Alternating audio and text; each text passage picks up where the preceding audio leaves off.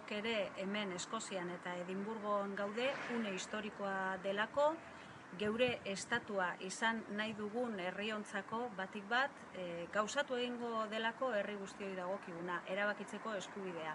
Eskoziarrentzako egun handia da biharkoa, eta Euskal Herriotarrontzako ere halaxe da, ispilu bat ere badalako, eta horregatik gaude hemen. Batzuk dioten bezala ez daude bi eredu, Eskoziar eredua edo Kataluniar eredua, erabakitzeko eskubidea daukaten, eta egikaritu nahi duten herrien eredua dago, eta zorionez hemen Britainia Handia daukate estatu bezala eskaintza politiko eta demokratiko bat egiten. Horregatik modu honetan ebatzi ahal izango dute beraien etorkizuna.